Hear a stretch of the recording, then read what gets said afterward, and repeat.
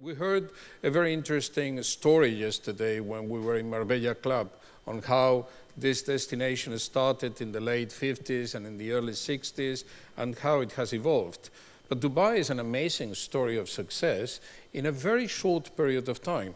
And the Jumeirah group that you were running has been a very important part of that development of Dubai in that short period of time. So perhaps you could share with us some of the challenges you had to face and, of course, the many successes that you achieved.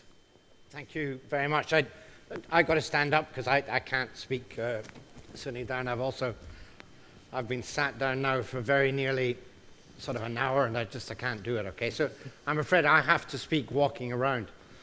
Dubai was an amazing destination.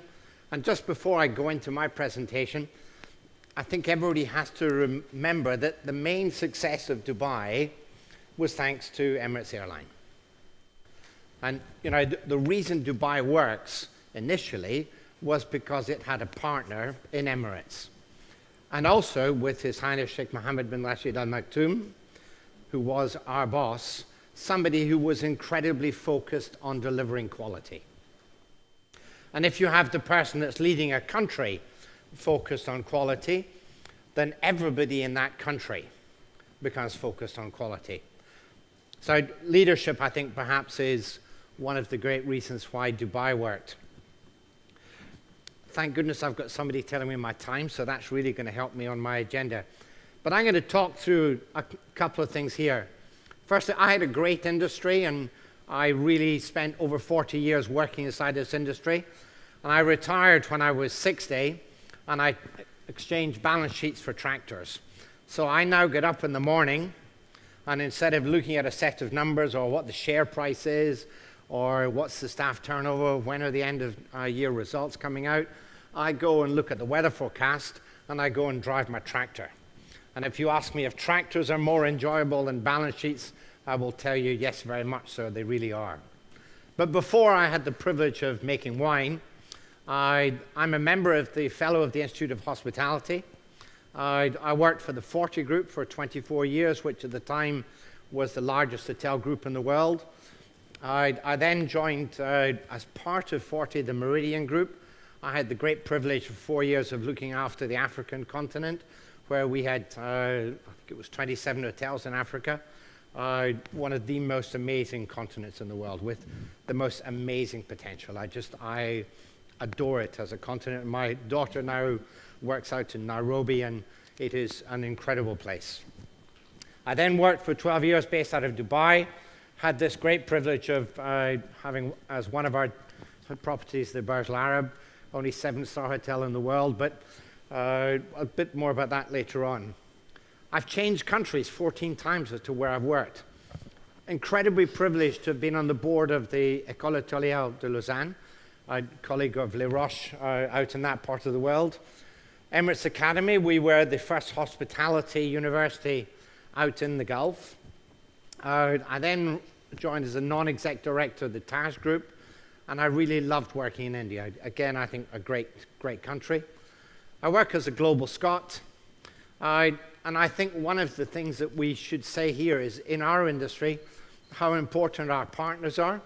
Elisech, my wife, was from the west coast of Scotland, and I think that we have to remember the importance that your partner plays in this industry if you're going to be successful.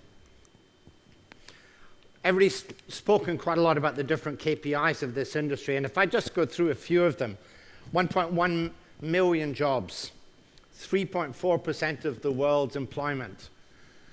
I said 1 in 11, I was corrected yesterday, and I would go with Carlos's number when he said it was 1 out of 10.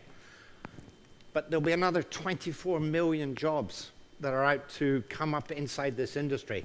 So those students that you're teaching, those students that are out there, you're going to get a job. There's no doubt about that, you're going to get a job. What's really important is that we get you into the right job for what you want to do. And I think incredibly importantly, we're an employer of young people. And we can give young people careers. And 40% of the world's unemployed are between 15 and 24. Is that not a scary number? I find it frightening, as to how many young people that we've got out there are going to be looking for work, and we can help those people find work. Human capital, and I think this links into capital and what we're talking about here today. And one of the things that I always ask myself, and I used to ask it of the hotel schools, are we in the tourism business, or are we in the business of tourism? And to me, they're two very different things. So my daughter went to a hotel school up in Switzerland, and she spent, I think it was 6 months or 9 months, learning how to cook in a kitchen. And I have the masses of respect for that hotel school, and masses of respect for my daughter as well. But when she graduated, she went into private equity. And I don't think Rachel, to this day, really got a great deal out of that. I don't say that that's wrong, and I don't say that it's right. I just think that we need inside hotel schools to be very clear in our minds. What are we teaching? What professional skills? And what are we doing as an industry to make sure that we've got the right talents coming out? The dynamics and what young people are looking for today, I believe, are incredibly different to what I was looking for. One of the ladies in the panels yesterday was saying that, you know, she wanted to have a partnership, and she wanted to have a work-life balance. Now, my children will tell you that I had no work-life balance, but I don't actually see that anymore as a real positive, because I think people do need a work-life balance. And I think young people in particular, we've got to make sure that they've got a work-life balance. Do we walk the talk, revision, and values? And are they easily understood? I always talk about a vision that I think where I use the example of President Kennedy went into the Space Center in Florida and asked the guy who was brushing the floor what he was doing. And he said he was putting somebody on the moon. That's a company that really understood what their vision was. And if the guy that's brushing the floor understood what that vision is, then there's a better chance, I think, everybody inside the company would know what that was.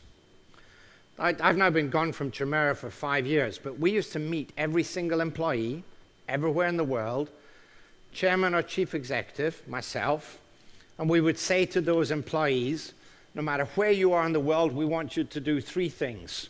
Greet the guest before the guest greets you. Never say no to the guests as a first response. And treat your colleagues with respect. And that was the only thing that we wanted people to understand and to do inside our company. I think it was important. The tourism market. What a speed it's moving at. But on that focus of being different, do customers believe us anymore about what we're actually trying to say? And I think the greatest opportunity in tourism is to get some consistency into what we do. And how do we train people in this industry to consistently get it right? Not get it right, because if you get it wrong twice out of 10 times, then you've maybe just screwed up a country. If the guy at customs is going into whatever country that is in the world, and if he or she is in a foul mood and they make the arrival into that country shit, what experience are you going to have out of that country? So we have to get consistent in what we're doing. I think we have to recruit professionally. I think we have to understand the dynamics of teams. And if you're running as, not Burj Al Arab, Madinat, you know, it was 1,000 rooms, we could do a sit-down dinner in there for 12,000 people. The general manager of that property, we would have expected to have a different skill set to the general manager in the Maldives that was running 26 villas, $2,000 a night.